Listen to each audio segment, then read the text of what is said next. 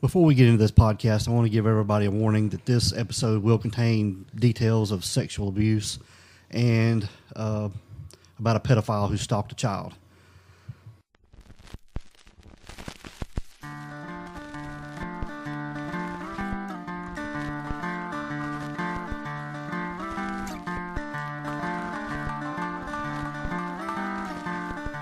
Welcome to the Crack House Chronicles.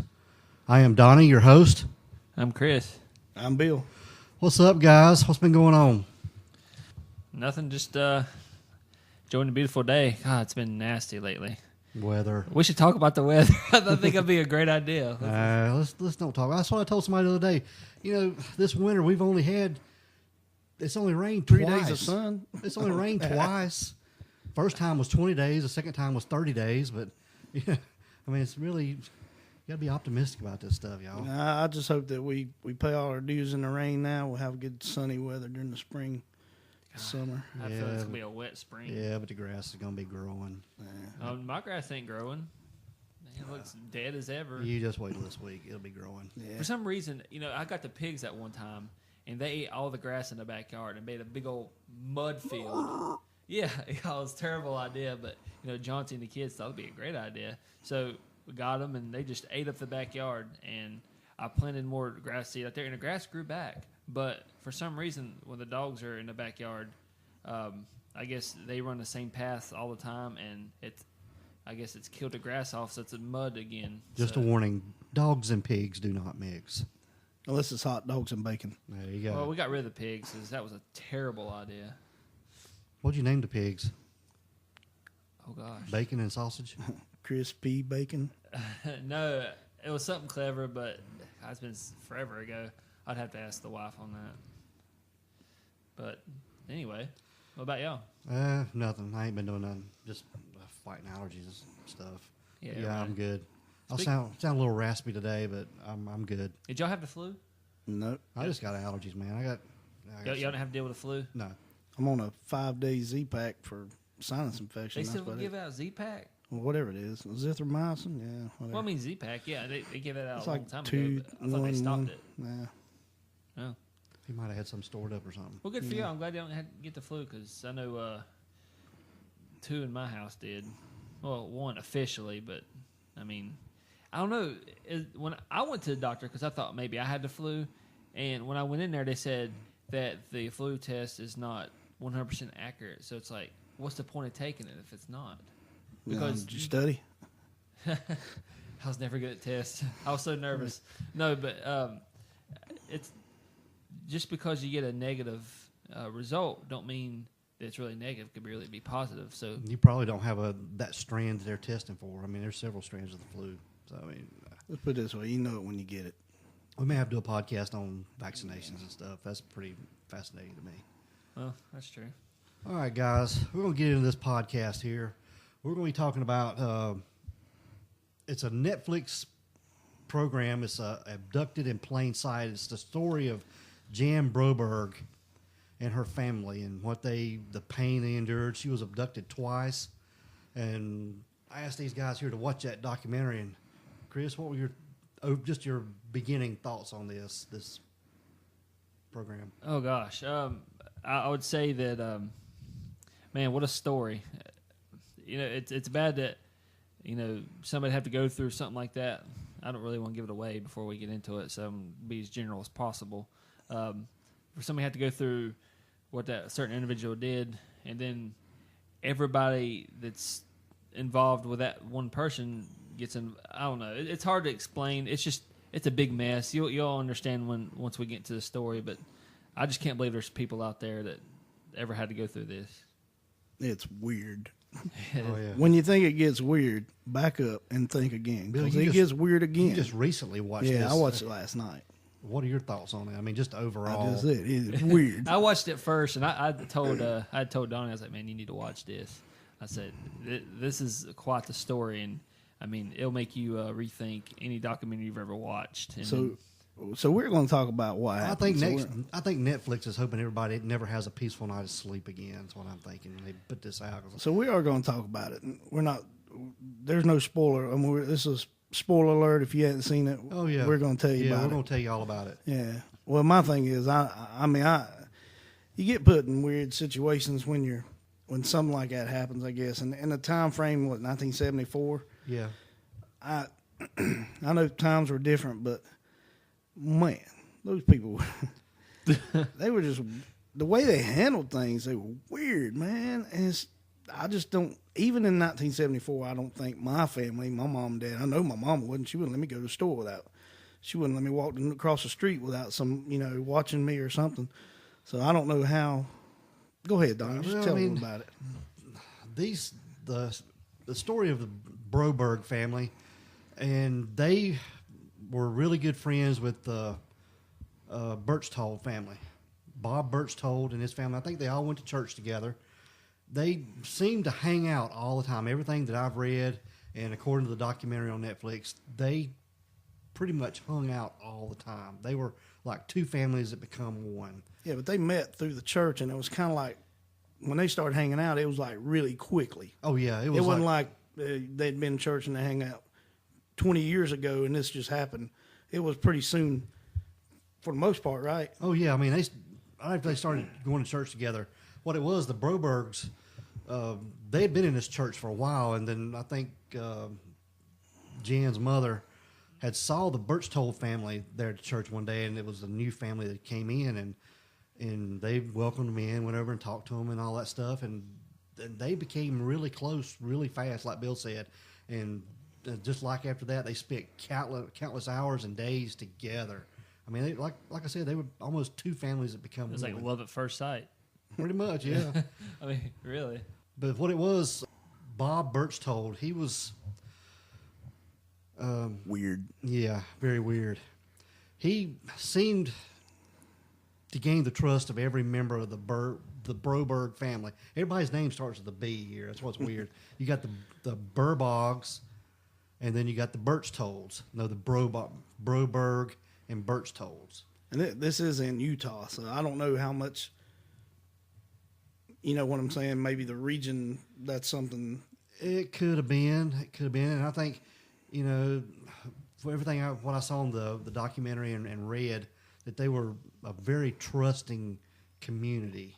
People didn't lock their doors at night. Everybody pretty much, Yeah, it was 1974. A lot of people, they didn't lock their doors a lot. How many documentaries do you see that's part of the deal where it's always in a trusting community, a small community? It always happens when it's in that kind of environment. Just like when somebody dies on TV, they're always great people. Take their shirt off their back, that type of thing. But people prey on the good people. Bad people don't prey on bad people. So, I mean, just to give you a glimpse of how close these two families were the Broberg children, which were all girls, 3 girls, eventually were able to call Bob Berchtold. They either called him Dad or B. That's how close they were. What did I say, D or B? B. You said B. You B. got it right. Yeah. Okay, B. Yeah. Anyway, but how creative is that, by the way? B. B. Bob Berchtold. But Berchtold. How cool is Broberg? What's up, bro? Broberg. And Yeah, I mean, Berchtold. We can get more out of that than just B. I can see I'm gonna butcher these names all day long. But anyway, all Berchtold was simply doing was use this family in order to get close to their oldest child, Jan. Like I said, they were very close. You get into the first abduction. What it was, one day after school, Bob Berchtold asked if he could take Jan out horseback riding. At first, her mother was kind of apprehensive, since it was a school night after all, but eventually agreed. As soon as she was in the car, Berchtold drugged Jan and sort of staged a fake kidnapping to make it look like the two of them had been taken.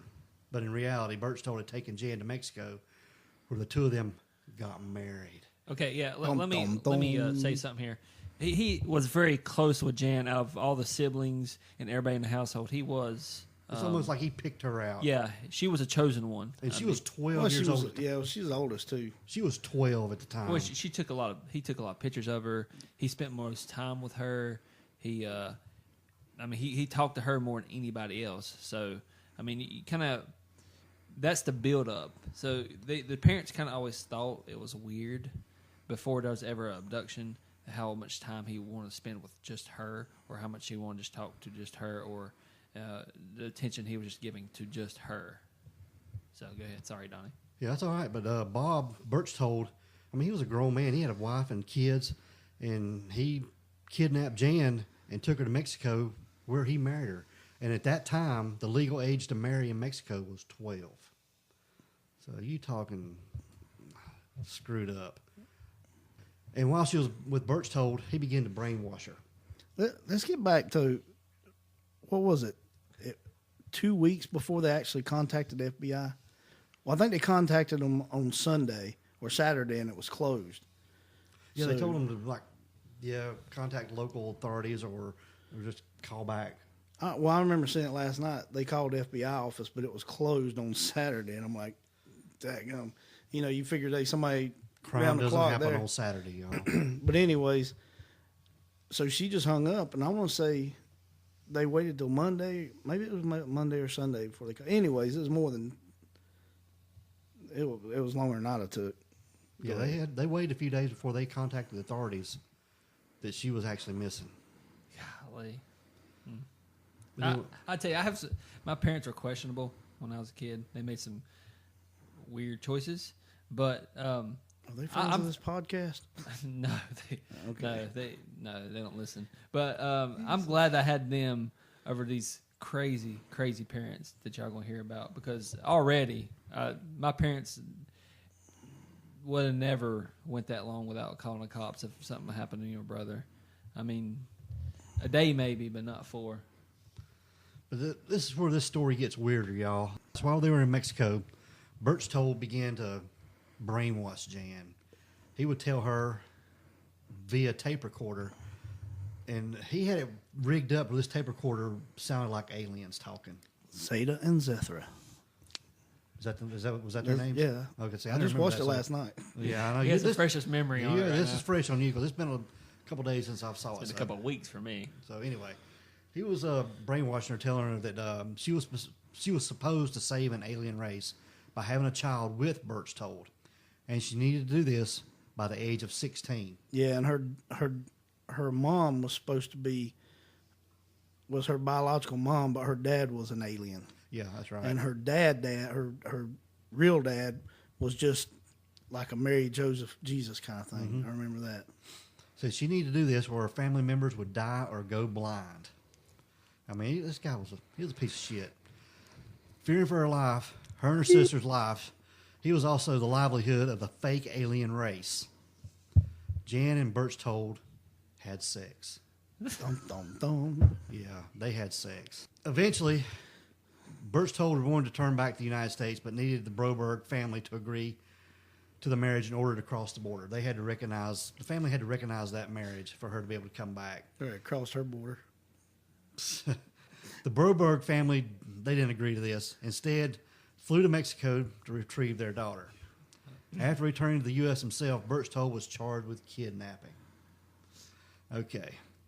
Jan was confused, and she wasn't clearly thinking. Believed that she was she believed she was in love with this guy, this older man. Okay? This was so weird. I don't know. He had her so brainwashed. Even on the documentaries, he would sneak into where she was sleeping and put a tape recorder beside her bed and let it play like aliens. He said this scared her to death.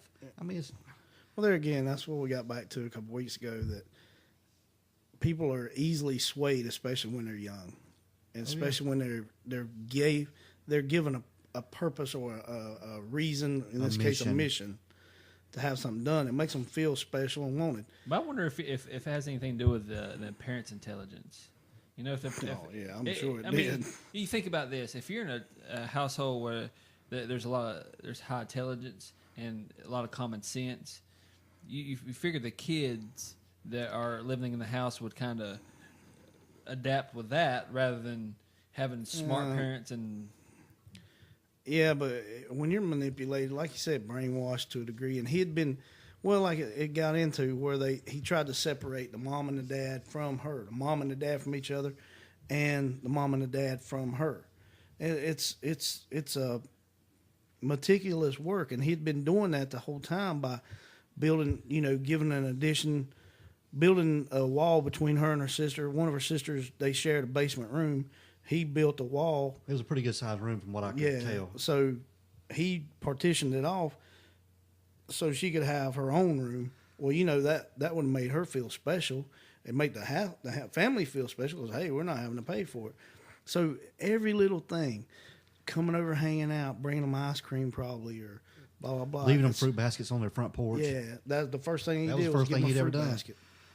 But, I mean, this guy, he would, every aspect of their life, he was getting in there to every member of the family, just grooming Jan just to get closer to her. That was his prize, so to speak. Was arrested in Mexico, and they were separated in a prison or a jail down there, and then they extradited him, I assume. Mm-hmm. Yeah, and he would, even after she come home, he went to jail for kidnapping. He was charged with kidnapping, and he spent. He was supposed to have served 5 years in jail, but it was reduced to 45 days. Why did it get reduced? Yeah, exactly. This guy was a con man, y'all. I mean, he was, like I said, he was a piece of shit. Anyway. Language. Yeah, language. While at home, he would even sneak in her room at night and still put that tape recorder beside her bed just to keep brainwashing her, just to keep feeding her that information that she was part of this mission to save an alien race. And during this time, he would get closer to the family members. He got close to Jan's mother, eventually having relations with her. Sex, Donnie. Well, yeah. The whole thing was, though, when they came back, the FBI agent told them, do not have any contact with him. And I thought it was funny when he went, and they did not. Yeah, I mean, I think that they immediately pretty much let her start talking to him again. I don't think there was really any lapse communication. I mean, other than when he wasn't allowed to make phone calls. But didn't he call her from prison too? Didn't they let him talk? I Talk don't on the phone? remember that part. Yeah, I don't remember that part either. I just remember him. Well, he wasn't in there for 45 days, so I mean, Yeah. he didn't go long without talking to her. That's sure. Because when he got back, I mean, he was back in contact with the family and everything. Well, what happened was in the part where he said, I told him not to have any contact with him, then his wife came over.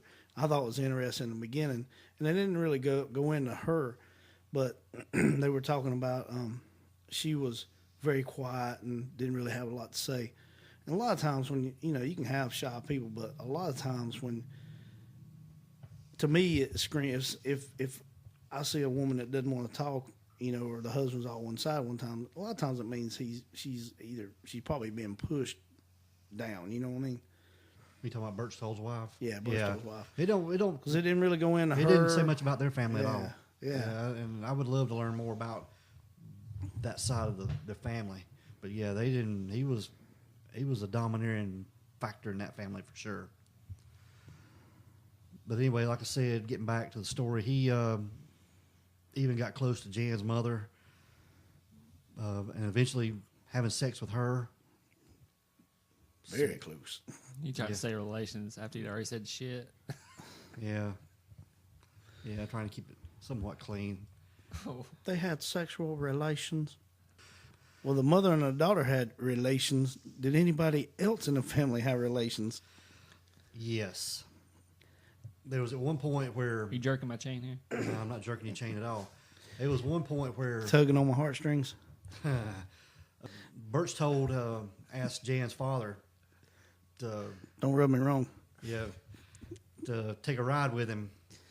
And, well, he got in a car with him, and they said they needed to talk, so they went down... They did talk about his wife in that part. Yeah. Yeah, he said that... Berchtold said that his home life wasn't satisfying, his sexual life at home. Yeah. Said he was really frustrated, having some problems there. And he even asked Jan's father if he would relieve him right there on the dirt road. And did he? Yes, he did. Oh, For leaving. Yeah, he really He did. asked him to it was a family show on relieve Netflix. his tension, Yeah. his pressures. Yeah. Yeah, we're not jerking your chain, y'all. He really did. He jerked his We're chain. not trying to rub you the wrong way. But you can just read into that, and that's what he done. And the father, Jan's father, admitted this on the documentary. And God, Well, this and that played into why he got out the first time, and he got off of the kidnapping because they were going to out him if he didn't drop the charges. So to save face, and in 1974, you can see that would be a big blow to him. yeah, he was going to tell everybody he was a homosexual. I mean, I'm sure he's a well-respected member of the church. He was also a respected a businessman. He owned a florist, yeah, didn't he? and he had owned it for like 20 years, maybe. Oh, yeah. Yeah. So I mean, that could have killed his business probably in that day and age. But Jan's father, watching him on that documentary, admit to that and saying that, I mean, it just, and him putting his head down, I mean, it just, wow. I mean, I don't want to jump ahead, but after I shook my head the whole show, going, I can't believe these people are this dumb. But no, Jan's dad, he, at one time he took the kids and left, and after she had one meeting with him, and they just had a little too close for comfort stuff. Then later on, after the kidnapping, after the initial kidnapping, he reconnects with him, and then that's when he takes her and they have the sexual relations. I mean, and I'm sorry, a mother that will leave and do that after your daughter's been kidnapped at the age of 12 years old, and now you're going to have relations with this man. To me, I could not muster one tear. And I'm sorry if she hears me one day saying this. I'm sorry. I could not muster a tear for her.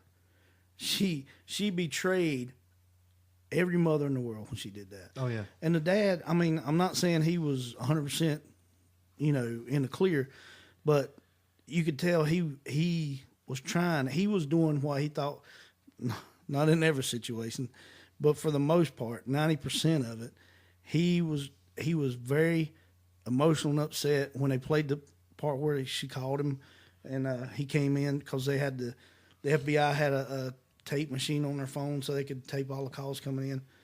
That's not the word I'm looking for, but anyways, yeah, that was real heartbreaking. But yeah, for the mother, I'm sorry. I felt more empathy for the dad than I could anybody. And he was already sleeping in the same bed as Jan, correct? Every time that he would spend the night with him and sleep in the bed with Jan. Yeah, he would. And this is before the abduction. This is before. Berchtold. We're talking about Berchtold, not the father. Yeah, not the father. No, all this was happening, and then the mom ended up sleeping with him. The dad ended up. Well, the dad was the first initial contact, and right. I think that was a setup so he would know. He knew that if he could get him to do that, he would have that over him in the future. You know what I'm saying? I don't think he wanted a relationship with him. No, he wanted. Yeah, he just wanted. He wanted his that evidence. Yeah, he wanted smoking gun, if you will. Yeah, he just wanted that edge over him. Is all he wanted. Right. That's it. Jan was kidnapped a second time. It was in the summer of 1976. Jan ran away from home, leaving both her family stressed. But the FBI wasn't convinced that Berchtold knew where she was, so they put surveillance on him. And eventually in November, it came to light that Berchtold had kidnapped Jan back in August of the same year. Berchtold, who was now living in Salt Lake City, Utah, had enrolled Jan in an all-girls Catholic school in Pasadena, California. Now, he told them that he told the nuns at the Catholic school, I'm a double naught spy. He's a double naught. He was a member of the CIA, and this was during the time of the what was it? What was going on? Lebanon? Yeah. Trouble in Lebanon? Yeah. And he told him that his wife had been killed, and he had to put Jan with the nuns to keep her safe. And anything that anybody came up, that was people trying to get to her and kill her. Yeah. But I think he would go there on weekends and spend the weekend with her, and then put her back in school. Yeah, he was in Wyoming, right? Utah or Wyoming or somewhere like that. Or Montana. Anyway, now that was after he got the mother to let her go work at his. He bought a family fun park, some kind of thing. That's what I'm saying. He moved from. They lived in Utah, and then that's right. Idaho, yeah, Pocatello, Idaho. Yeah. But he went to Salt Lake City to work for his brother's car dealership. Then somewhere along the line, I want to say he went to Wyoming or Montana. I can't remember now. I know I just watched it last night. But anyways, he bought a family fun park. My thing is, where's the dude get enough money selling cars to buy a family fun park? All I know is his brother called him a pervert. Yeah, and his brother knew all this stuff. So I'm like, dude, man, you couldn't have peeped somebody all this mess. Well, his brother told him he could sell cars. I mean, Yeah. he said that's how good he was. He was a salesman. So he at one point in time he wanted her to come work for him, and the mother was like, "No, you're not doing it." So he's like, "Well, she's gonna leave anyways." So instead of that, they put her on a plane and flew her out there. But continue. I will say that the mom had fell in love with him at this point. Yeah. Right? Yeah. She was like all in. Yeah, she even admitted she was very attracted to Berchtold. She didn't know that he was all in with the dad. No. Yeah. She knew that because that's what I'm saying. The reason he got off the first kidnap, when they came back from Mexico, he sent the wife over and said, if you do not drop the charges, we'll out him as homosexual. So you have to do that. So that's why they dropped the charges. Okay, all right. My memory's kind of foggy. So she still slept with him even after she knew that when he worked in Salt Lake City for his brother, I think it's Salt Lake, he had the motorhome, the same motorhome I assume that he drove to Mexico in. Maybe not. Or anyways, she came to see him there. And that's where they had, there's 11 times they had sexual relations. That's what I'm saying. You know, once you like, spur of the moment. 11 times after the second time, she didn't just fall on it. He can't just accidentally keep falling. During this whole time, Jan still believed that she was on this mission to save this alien race. When she finally turned 16 and realized that the mission she was on this whole time may be fake, Jan asked her parents to go to the theater camp for summer. Jan was into acting, and we'll get into that just a little bit later. But while she was away from home, Jan started to question if these aliens were real or not.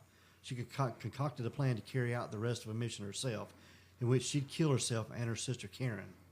Eventually, Jan gets the sense that her life is fine and these aliens are not real. What it was, her mother had called her and mentioned the dog. Yeah. And she had met a boy at that camp. Yeah. And I think they might have kissed or something like that. And then go ahead. Well, her mother had called her and mentioned something about the dog, and the first thing she thought of was the dog was dead, that the aliens have gotten to him and were killing her family off because she hadn't completed the mission. Then her mother told her that the dog was fine, everybody's good. So I think that was the moment she realized everything Berchtold was telling her was fake. Right. I will say that whenever she got out, she came back home, she was not close with her siblings or anybody. She was very distant. She, as much as the mom was fascinated with this guy, with B, the daughter was even more, and you got to imagine. So she completely brainwashed. She was absolutely in love with this guy. Well, he was writing her love letters. She was writing love letters back. Yeah, I mean, it was sick, but it was just, I mean, he was everything to her. I mean, he was just, not only was the alien stuff, I mean, she was doing all the stuff for him, too. It wasn't just for the aliens. You know, he was just pushing her with alien stuff. And she admitted she was madly in love with this guy. Yeah, but I think the alien, the whole brainwashing, that's the part I couldn't get. I mean, you know, she gets to be 15 or 16, you'd think she would realize that's a bunch of hooey. But I think in the beginning, all that weighed on her so much that what is it? Is it Munchausen syndrome? Where you start falling in love or Stockholm syndrome. Stockholm syndrome. oh, okay. Oh yeah, that munch eye is a totally different thing. That's Yeah, where that's where you begin to fall in love with your captor and all that. yeah, that's the Stockholm syndrome. Yeah, But, Stockholm I syndrome. mentioned earlier about the parents. If the parents don't have any common sense, look what he made the parents do. I mean, if they're that gullible, then you only think she's going to be just as gullible, right? Well, like I say, yeah, I agree with you on that, but I don't think that gullibility is necessarily depending on the parents. I mean, parents can be gullible, but I mean, what I'm trying to say is, I think anybody at that young age, 12 years old, I said the other week, I thought I was going to be a superhero one day till I was probably 10 years old myself. So, you know, you got to remember, what is it? I think I heard a thing where your mind is continually, your brain's continually growing till you're like 18, 20 years old or 26. So you got to look. This brain has only been growing for 12 years. Yeah, it's mature. Yeah. It's putty. It's jello. I keep going back to this from the other, the other podcast we did.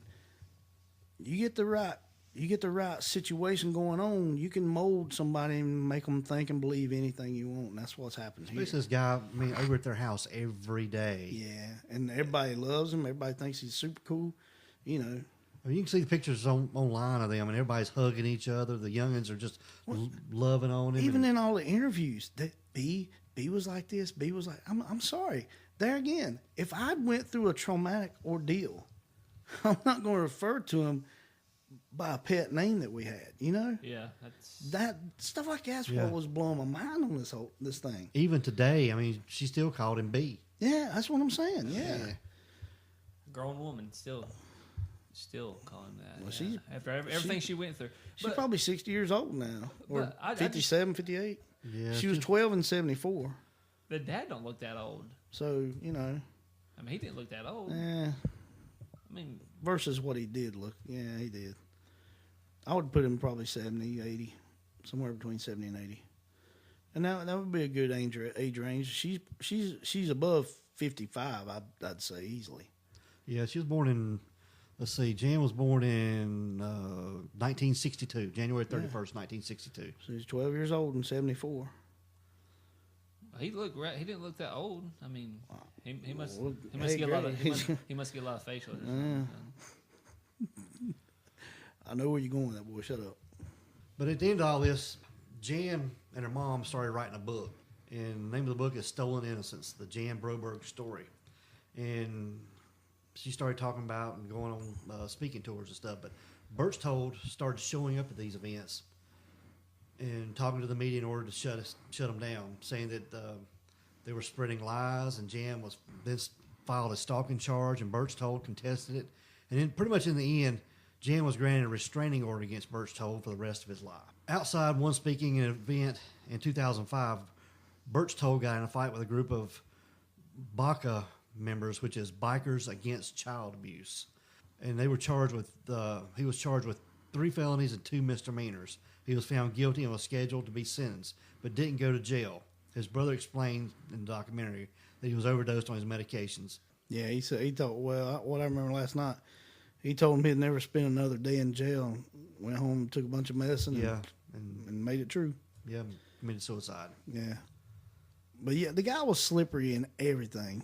Not even just. I mean, yeah, he got off the first time in more ways than one. But the first kidnapping he got off of. But like you say, I forget the timeline. But he paid 2 guys while he was in jail $1,000 apiece, or he was going to pay them. I don't know if he actually paid them to torch this guy's florist, and he never served time. Never got him a trial on that. Yeah, the dad ran a floral shop. Yeah, by the but way. he that's what we call florist, Chris. Well, I don't think we mentioned that the dad Yeah. ran a Okay. floral shop. So Anyhow, so these guys got sentenced and went to jail over it. He didn't even. I don't even think he spent a night in jail over it. I don't think he arrested him. So the guy was slippery as. He was a con man. I mean, from the very beginning, he come into these Broberg family, and I mean, every way to groom this family to get to Jan. I mean, he did it, and he What about the therapy he went to? He supposedly went to some therapy, and the guy gave him tapes. Come find out and they let him come into her room, lay down beside her, and listen to his tapes because it was part of his therapy. Yeah. Yeah. Now, he said that was part of the healing process. Like, let's draw a line. I know you keep saying the parents gullible this, parents gullible that. No, that's just ignorant.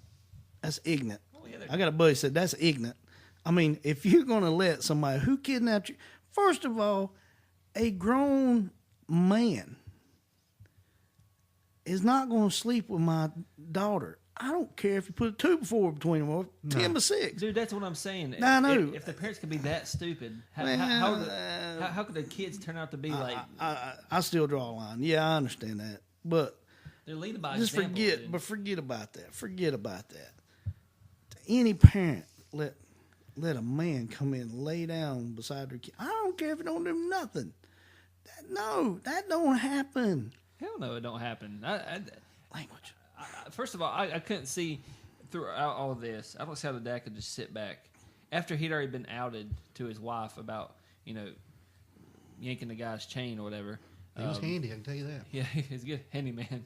But after been outed with that from the wife, from B's wife, after that, what do you have to lose? Your kid's already been abducted. She's already came back. She's gone again.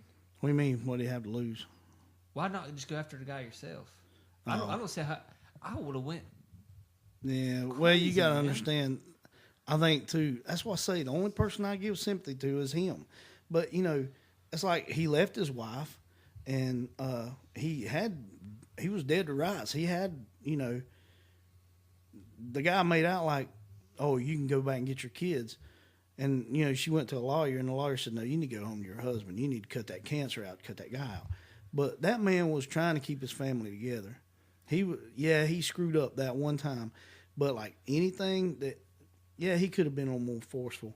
But everything he did was to appease his wife. He's too passive. Well, I know. You got to fight for what you want, man. I'm not saying it's right. Like I say, I ain't saying it's right. I mean, he's doing that to his daughter. He's banging his wife at the time. I mean, it's like exactly. You got to draw a line. But there he is. He's like he's in that, and so just like everything that she did, she was worried about getting killed by aliens. He was facing something that was real. That my wife's already had sex with this guy, and what's to say she won't do it again? What's to say she won't get her ducks in a row this time, and I'll be left with nothing? She'll take everything, and worst of all, he's got 2 more daughters and my wife that he could probably do something to. He did what he had. He did what he thought. I ain't saying he's right. I'm just saying he did what he thought. Having right. a daughter, 2 daughters. I agree. No, he didn't do everything he could. But I will say something else I want to add to this. Whenever he had got back, or he was in prison, did they know that he had had sex with no. Jan? Because they only put a little bit. He entered her, but he did not just a tip? Break the hymen, and that means so if that was intact, they didn't know any difference. So I guess in the strictest form of the definition, he did not. But not. It wasn't always like that. Huh? It wasn't always that. He didn't always just do it like that. I think he did that first time. I don't know what happened when the second time she left, but up until that time and she came home, that's all they did. I think later they did. So he only got in trouble with the law twice. The first time he went to prison 45 days, and the second time he committed suicide before he could ever go to trial. Correct? Yeah, I reckon. Well, they arrested him after they found out about the girls' school. I'm drawing a blank there. They arrested him then because they knew he'd been going there. They traced it back through a phone call or whatever. The phone booth. It's this thing they used to have phones in. They traced him back. Ain't that young, Bill? I remember him. I know. Maybe somebody listened. Hopefully, it's not that old. Nah, I think everybody knows what a phone booth is. There's a movie called Phone Booth. Come on. But whenever the more I think about it, it's just, I think it's when the judicial system fails, because even if he's just doing it, he's doing enough where it can't be traced whenever he's having intercourse with her. It's, to me, if she was with him for as long as she was, 45 days? Yeah, let's say it. Okay. Let's go with that. What else would they be doing? Well, first of all, you're going down a slippery slope, because it's not the judicial system's fault. The judicial system was saying, here it is. We will put him in jail. We will do this and do that. They failed because they let their own feelings about how people saw them dictate where they would drop the charges. That's right. I mean, he got to the mom and dad, and he got in their minds and had stuff against them. Yeah, where if anything happened, he had his bases covered. But the state, in every way, even when if files are charged from the parents, let's say the parents don't file charges, the state files charges. You don't want to live in a country like that. I'm telling you that right now. But they got to step in. No. Only did a short period of time in prison. It doesn't matter. You do not do that. If somebody is not going to be able to press a charge, if there's not a proof, there's no provable act. They did not catch them in the act. You can't say, hey, the state, I think so-and-so's having sex with that young lady. Let's throw them in jail. Well, you don't have any proof. I don't have to have proof. Chris said we don't need proof. We need to step in at times like this. Are you going to throw an innocent man in jail for that, or an innocent woman? You got to have proof. How could they put him in there in the first place? Because he took her across the lines. He took her. They had him on kidnapping charges. That's all they had. They had him on kidnapping. Well, yeah, that's all you need. That's a felony. That's a felony. If somebody takes your kid, you don't need to know much more than that, right? And you know what? That's fine. But still, you have the right to say, no, that's okay. He didn't do it. He didn't mean to do it. We misunderstood each other. Same thing. And he goes free. He goes free. But the judicial. All I'm saying is, judicial system didn't fail. They failed because they didn't let the judicial system do their job. If they say, "Look, Chris, you can go out there and beat me up and leave me bloodied and all that," and the cops comes up right after it, and he says, "Hey, you want me to file a charge?" I said, "No, man, it's, misunderstanding." But misunderstanding. The state will file charges. No, for what? What are they going to file charges for? There's been plenty of times whenever there's been some kind of abuse or something like that, and the spouse don't want to press charges, but then the state will. That's there's probably other circumstances. What I'm trying to tell you is, but you know how many times, and I'm sure somebody listening to this program can tell you too, how many times that the police go and arrest a man, take him to jail, and the husband and the wife goes, "Oh, he didn't mean it. Let him out. Let him out." Well, it's the same thing, man. Yeah, of course. It's the same thing. I ain't saying that don't happen. I'm not saying that. Okay, the parents are stupid. They're straight stupid. I know, and they were telling them. There's no hope for them. That gets back to the point where he said, "Do not have contact with them," and they did not. I told them to cut ties with him. Yeah, get rid of him. If they would have cut ties and left it alone, then they would have proceeded with what they did. But I think the 45 days in jail was because that's the only reason. And then what was the one he did where he got he didn't even spend 45 days in jail. No, they gave him 45 days. I think he ended up spending 10 days. Yeah, they gave him 45 days. And he wasn't supposed to. He saw her between that time. And then when he went in, he only spent 10 days because of good behavior. He went in for 45 days, but in 10 days, well, okay. Now you can argue that all you want to. I knew he got out for some kind of. What I'm trying to say is, you do not want a state or a city or a government or the United States to say, "Hey, we think you did that, and we know that you did it." In the story. That's not the way our government. But the proof is in the pudding, though. Okay. Wait a minute. Okay, let's back it up. Back it up. He kidnapped a kid. Took back it up. Okay. Listen. He had sex with him. Still, he took a kid. What else is he going to be doing with her? Okay. Let's say the state steps in and does the Chris way of life. We're going to charge you. What's the first thing they do? They have a trial, right? Now, once the trial gets in there, all they can do is support evidence. They can show evidence, and he is assumed innocent. He goes in there assumed innocent. The state has to prove him guilty. We like to call him father.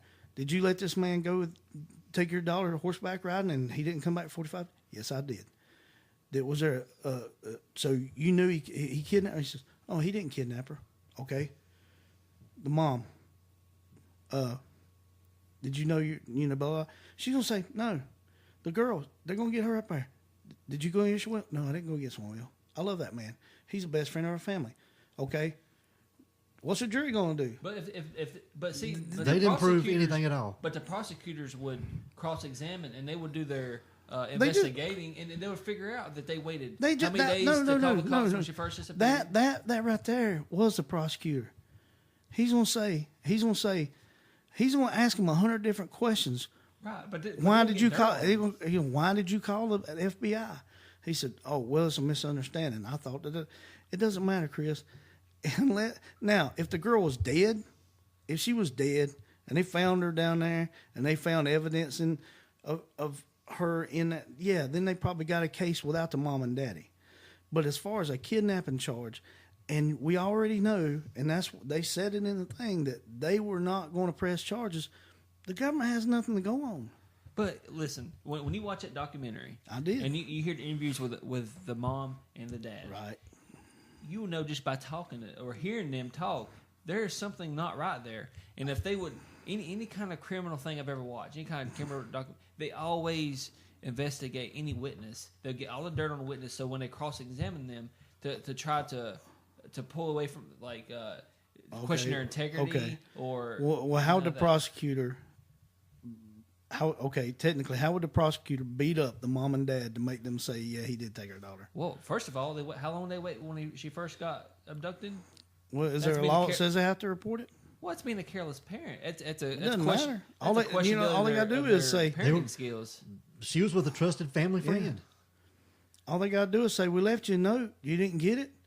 And then they can go, oh, yeah, we found this note behind the table, but we didn't know. Well, if such a family friend, they would have needed to call the cops anyway.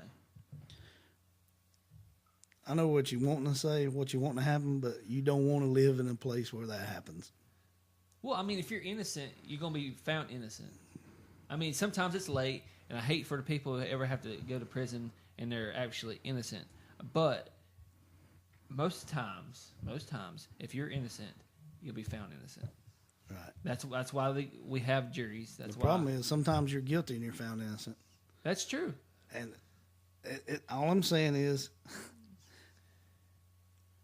if all your witnesses say the same thing, and a prosecutor does not cross-examine a witness, they'll ask some questions that they don't want to beat up a witness.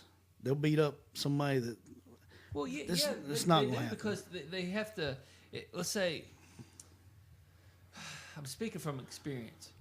I sat through a trial before. Okay, any witness comes on that stand, they have to know before they come up there, so that way both sides can have a chance to think of questions and what they're going to ask and everything. They will find out things about that person, and it could just be criminal past. Let's say like you had a relationship with a defendant. That, or they could have a rap sheet of some kind. Let's say I'm going to go be a witness for, Joe Blow over here, and I have a rap sheet. See what I did there? I saw I caught that. Yeah. I was a thief. Right. Whatever. I'm just a bad person. Whenever I go up there to testify on behalf of a defendant, they're going to use that against me. They're like, right, you've been charged with theft. Right. And then the jury's going to hear that, and they're going to be like, well, do I really want to trust this guy? This guy's a criminal. Okay. So you know what? The worst thing happened, he beats up the mom and beats up the dad, and he beats up the girl and says, hey, they're all lying for this guy. End of the day, the defense attorney's going to get up there and say, people of the jury, the only three witnesses y'all have, even though they might have done some things that are not nice, they all three say that he did not take her against her will. and he technically didn't take her against her will. But if he can prove them to be liars, then it don't matter what they say. Well, no, it don't matter what they say. Then you're back to square one, Chris. You have to go by the facts, and the facts is he took her over the border to Mexico. You don't know that. The facts is he took her to Mexico. The other fact is it don't matter how much they got against him. If the parents said, "Hey, we were cool with it," let's go with You it. had family sitting on the stand saying he's a nice guy. Yeah, but there's statutory laws out there. If you take a kid across, But Chris, they can't statutory. You mean like rape? well, yeah, All right, but you can't prove it. They can't prove anything happened. he's not a father. He's not a family It, member. it doesn't matter. That's gone. That's gone. You have to prove without a shadow of a I'm doubt. talking about statutory rape. Well, yeah. Well, What I'm saying is, how long were they they together can't- before they got caught? Though? They can't 45 days, prove. correct? They can't prove that he had sexual intercourse with her. But what? But that's where They common sent her sense to the. comes They into sent her. it. No, there is no such thing as common sense when you're dealing with law. It's either black or white. Yes or no? Yes or no. Did you do this? No. Did you do this? Yes. End of story, man. As soon as you go, well, I think they'll go. Pfft. No, all you. I know, and understand what you're saying, and understand what you're trying to get at. But what I'm saying is, you don't want where the government can just suppose, look, it's in the best interest of all of us that he did this. It doesn't matter that these 5 people or 3 people or one person. Dude, I was on the jury too. A guy was supposedly pulled a gun and robbed these people. And the same thing happened. They pulled this person up, this person up, this person up, this person. All of them had a rap sheet that you would not believe. But you know what?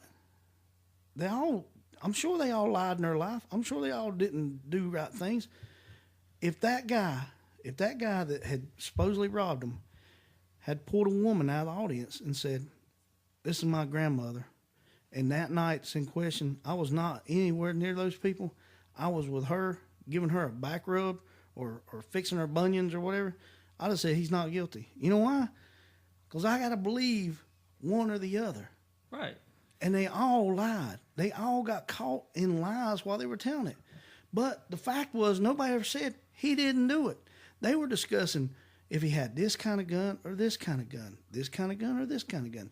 They never said, if the lawyer had said he was not there, I'd let him go. Because there was nothing to it. Well, and that's another. The judicial system is broken. It really is. Well, no. I I mean, don't think it's when you broken. get down to it, it's a case of you got a family who was manipulated by a piece of shit. Okay, he got in. He manipulated the father. He manipulated the mother to get to Jan. His intention was to get in there, force a wedge in there, and split this family up to get to that child. And he did it. And he did it. Well, I mean, in the state has ways that they can get custody. They can. But you got a family saying it was a misunderstanding. Yeah. You cannot do the law can't do anything about that. And you said you felt bad for the dad earlier. That's where the dad didn't do everything he could. I agree. I said I didn't but say the dad was right. I've but said they that should over be and able over. to see through that. But But it's proving it in court. You can't. Well, okay, kids get taken away from parents all the time that are not fit to be parents. Okay, That's a different story.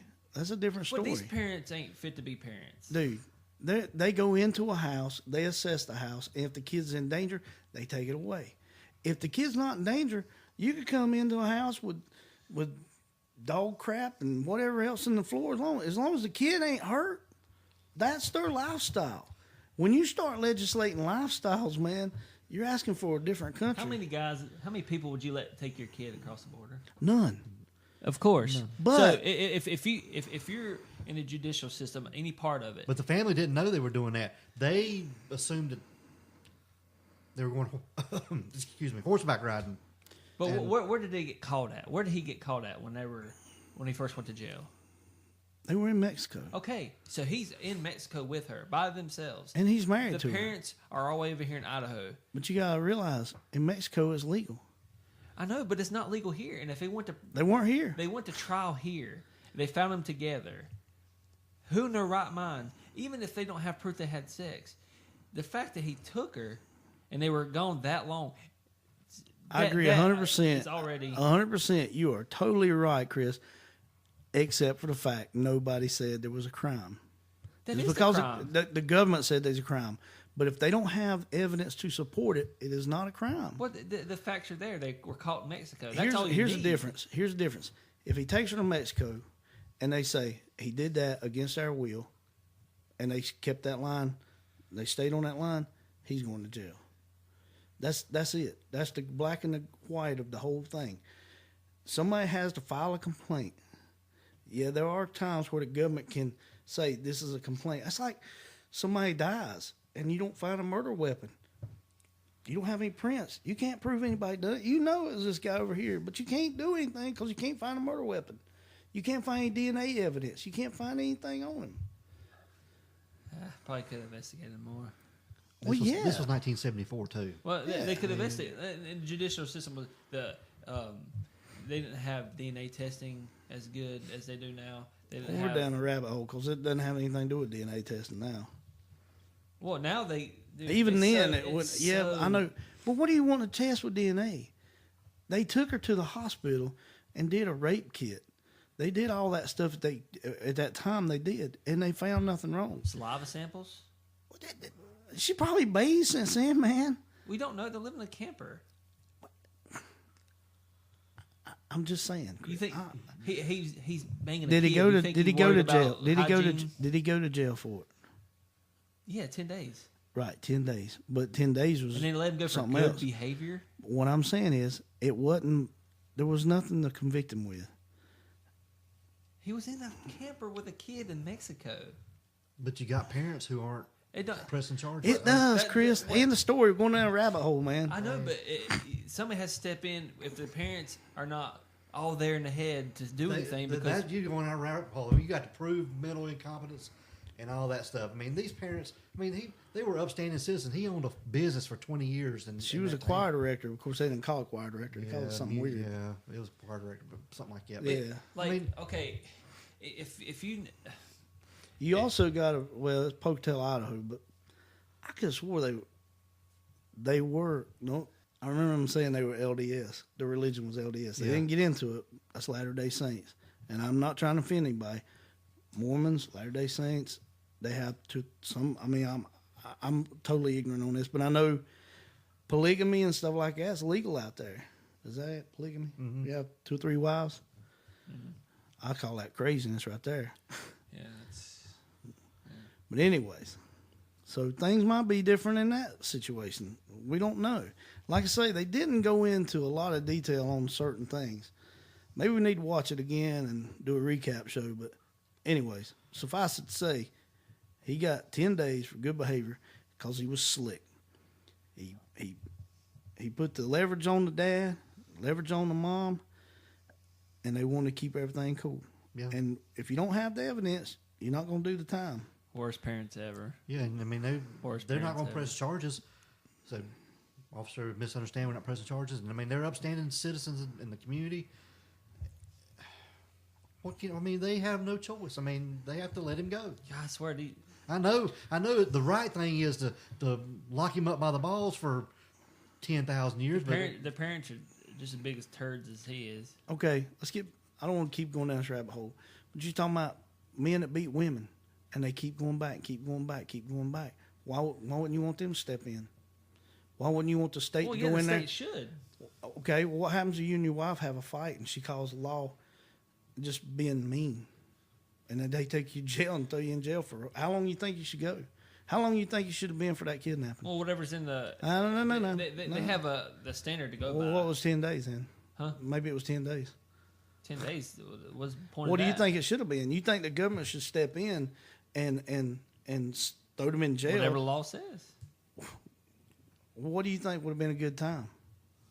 Whatever the law says. I don't If know. if he You gets think put it's in- good for him to do if that? he's supposed to What- go to jail for 5 2 years, months, he needs 3 to stay months, for a year? 5 years, not 5 years. 10 days. Well, what if they said, well, all they know he did, he kidnapped. Let's say he kidnapped her. He kidnapped her and went across state lines. He got 5 years for that because he couldn't prove anything else. Nothing else could be proved. And they lied in court too, so they suck. Wait a minute. So, but what I'm saying is, nothing could be done. You think he should have got 5 years for kidnapping? Yes. Okay, and he physically did nothing to that girl that you know of. But you know for a fact that a man beat the crap out of a woman, you think he should go 5 years? Yes. Well, I agree to that too. But what if you don't know and she just said that? Well, I know. Yeah, that's a crazy, because people do that happens a lot. It's sad that people go through that to fabricate something just to screw somebody over. But that's why you have to have evidence. That's why you have to have a complaint filed and stood beside. That's the way it is, man. Well, I mean, okay. We could talk about this forever. Yeah, we need to get on something. I can understand that, but I'm just saying, anybody with a kid would not easily want to let that go. And like I said earlier, the parents are just. You said the guy's piece of shit. They ain't any better. And you said you felt bad for her dad earlier. I don't say how you. This guy, I didn't say I felt bad for him. I said the only one I could feel any kind of empathy for was Dad. Don't get me wrong. I ain't saying the man was outstanding, but what I'm saying is, watching the whole thing. Usually, when you get to the end of something like that, you go, "Oh man, I just feel so bad watching that." I didn't feel, not that I felt bad. I just felt appalled. Is that not? If you don't press charges, nothing happens. That's not the government's fault. That's not the FBI's fault. It's not the lawyer's fault. You just can't have. That's my point. Were they interrogated? They were interrogated, right? Why would they be interrogated? They were interrogated when when she disappeared. Yeah. But once they got the girl back, they didn't care. People, she's back. But they could use her statements against him, though. For what? Who, Chris? Because whenever they first made the complaint, and they said, well, they didn't make a complaint. They did not make a complaint. All they said was, we can't find our daughter. Help us. They found the daughter, brought her back. In that case, then you have to press charges. They didn't press charges. That's why. So, yeah, the state probably did give them 45 days. They probably stepped in and said, you did a bad thing. You took a girl, and you didn't make sure that her mom and dad knew where you were. You got 45 days for it. You're going to jail 45 days. You didn't inform somebody. And on good behavior, you got down to 10. That's my point. You have to have somebody press charges to get anything stick. Yeah, if they ain't gonna press charges, then I mean that's it. The cops are gonna go to the donut shop after that. 45 days for taking a kid without letting the parents know. See, you know all that stuff. People that's looking outside that are on a jury don't know that. And they are only supposed to, man, you can't even suppose when you're, have you ever been on jury duty? I went for jury duty, but I didn't get picked. You cannot just say, oh, I know he didn't. No, you have to listen. And like I say, we're going down a rabbit hole. This will be another show another day. But I was on another case where this girl told, man, she wove this whole big tale about how this guy held a gun on her, made her do this. But in the meantime, they were going places, and he was letting her get out of the car and go in and pay for stuff. She paid 2 bills. She paid a water bill. She paid a trash collector bill. And every time she went in. So when we got in the room, was like, y'all think that guy's guilty? And he's like, well, he might have been guilty. They might have been together that day, but there was several times that he let her out of his sight. And if he had a gun, he told her he was going to go dig her a hole and throw her in it, throw her body in. Nobody ever find it. He can say all he wants to. Nobody could prove it. He got down to it, and it's like, she had all these times to get away. She made a lie up. I can say that now, but at that time I couldn't say it. We had to weigh what we had. And when we weighed what we had. Well, the cops know now what happened. You know what he did? You know what he did? What? He did what the first guy should have done. What did you do at 9 o'clock that morning? I remember it well. I went to my mom's house. Well, he lived with his mom. He went downstairs, or he went to the kitchen. He cooked her bacon, sausage, pancakes, and eggs. They ate. About 10:30, he walked to his friend's house. They didn't even bring his friend in there. Didn't matter. It was something totally different from what she said, and she could not prove everywhere. She brought in witnesses to where she paid her bill. Yeah, she paid her bill that day. Did you see him? No. Because he left. He stayed in the car. Right.